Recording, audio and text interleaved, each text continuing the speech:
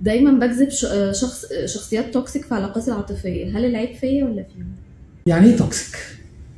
توكسيك بالبلدي كده مسمم او مؤذي، ماشي، بسمومه.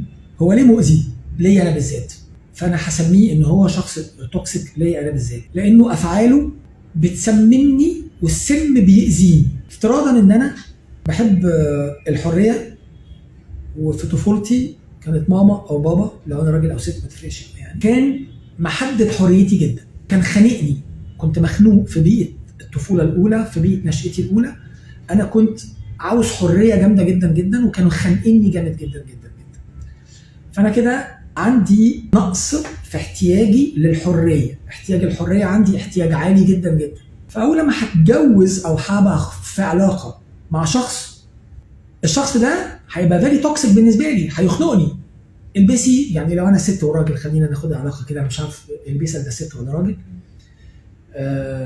البسي، ما تلبسيش، لا ده ما ينفعش، لا ما ينفعش تخرجي، لا ما ينفعش تشتغلي، لا ما ينفعش تعرفي صاحبتك دي، ما ينفعش تتكلمي مع دول، لا ما ينفعش تفتحي اكاونت على السوشيال ميديا، ما ينفعش تتصوري الصوره دي اي مكان. فهو كل حاجه من دي هي هتشوف ان هو كبت لحريتها، وهي عندها احتياج للحريه، فهتشوف ان ده شيء مسمم ليها، لانه بيسم بدنها، فبيأذيها، بيأذي مشاعرها اللي هي طواقه الى الحريه. لكن لو نفس الشخص ده افتراضا مجازا كان في علاقه مع شخصيه تانية ما عندهاش مشكله مع الحريه والتحرك، بل بالعكس عاوزه حد يعتني بيها، فهتشوف ان الشخص ده خايف عليها قوي، ده بيحبها قوي، ده مهتم بيها قوي، ده نفسه يحطها في خزنه حديد ويقفل عليها من كتر ما هي ثمينه.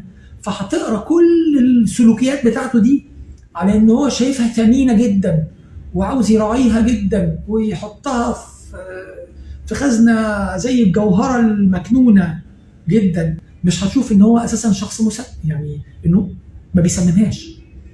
فقصه توكسيك من عدمه ليها علاقه بالشخص وافعاله وتاثيرها عليا انا. ما بيهتمش بيا، بيهتم ساعات وساعات لا، ما بيجيبش هدايا، ما بيقعدش معايا، فهسمي كل المسميات اللي هتوجعني هسميها انا توكسيك.